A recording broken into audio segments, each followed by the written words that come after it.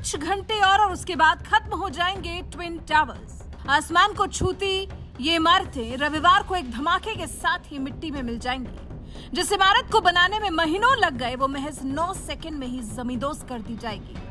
इसे नोएडा के लोगों के लिए काफी रोमांच भरा दिन माना जा रहा है। रविवार को दोपहर 2:30 बजे ट्विन टावर्स को जमींदोज करने का समय निर्धारित किया गया है। 3 साल में बने इन टावर्स को सिर्फ 9 सेकंड में धराशायी कर दिया जाएगा। एनसीआर में रहने वाले लोगों ने तो अपनी अपनी बालकनी से ट्विन टावर्स के धराशायी होने वाले शो को देखने के लिए तैयारी भी शुरू कर दी। कहा तो ये भी जा रहा है कि लोगों ने इस नजारे को देखने के लिए अपने रिश्तेदारों को भी घर बुला लिया है। ये देश की सबसे ऊंची इमारत है और इसे गिराने का आदेश देश की सर्वोच्च अदालत की तरफ से दिया गया है। सुप्रीम कोर्ट ने माना था कि ट्विन टावर को बनाने में नियमों की अनदेखी हुई है। इतना ही नहीं, इस मामले में नोएडा अथॉरिटी के भ्रष्टाचार में लिप्त होने पर भी सुप्रीम कोर्ट ने सख्त टिप्पणी की थी और टावर को गिराने के आदेश दिए थे। अब जब ये टावर रविवार को गिराए जा रहे हैं, भारतीय ब्लास्टर चेतन दत्ता टावर गिराने के लिए आ भी चुके हैं, तो फिर ये जानना जरूरी है कि चेतन दत्ता ही क्यों?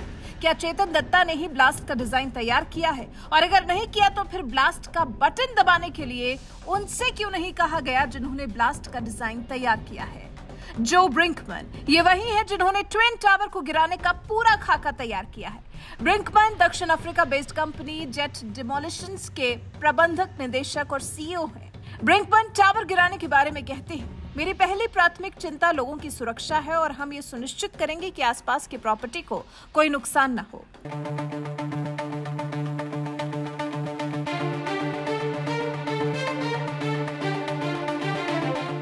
यहाँ सवाल ये उठता है कि ब्रिंकमैन जब इतने अनुभवी हैं, साउथ अफ्रीका से आए हैं, टावर गिराने का खाका उन्होंने तैयार किया है, तो फिर ये शुभ काम किसी और के हाथ से क्यों? ये किसी और कोई और नहीं बल्कि पिछले 20 साल से कई साइट्स पर ऐसे धमाके करने का अनुभव रखने वाले चेतन दत्ता हैं, जिन्हें डिमोलिशन कंपनी एडिफाइस इंजीनियरिंग ने ये जिम्मा सौंपा है। धमाके वाला ग्रीन बटन चेतन दत्ता ही दबाएंगे। 3700 किलोग्राम विस्फोटक टावर्स में रखा जा चुका है। अब रविवार के दोपहर का इंतजार है।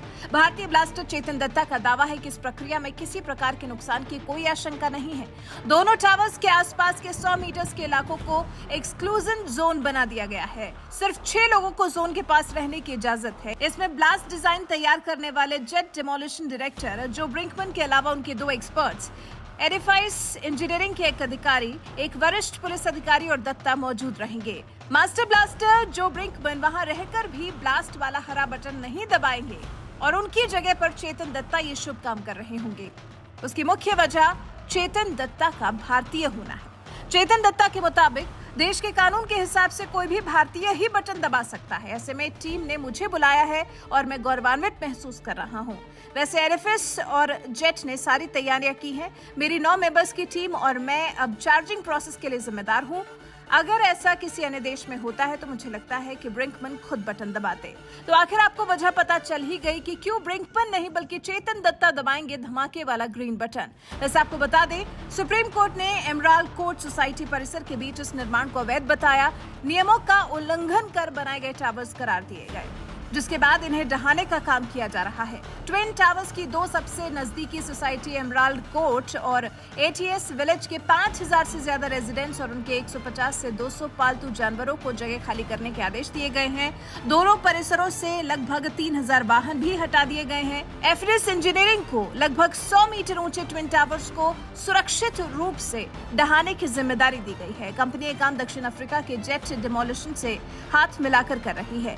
उसे दोनों टावर्स को कुछ इस तरह से गिराना है कि महज 9 मीटर की दूरी पर स्थित आवासीय इमारतों को कोई नुकसान न हो। इस पूरी प्रक्रिया पर हालांकि नोएडा प्राधिकरण की पूरी नजर रहेगी। वैसे आप इस बारे में क्या कुछ कहना चाहते हैं, कमेंट कर हमें जरूर बताएं।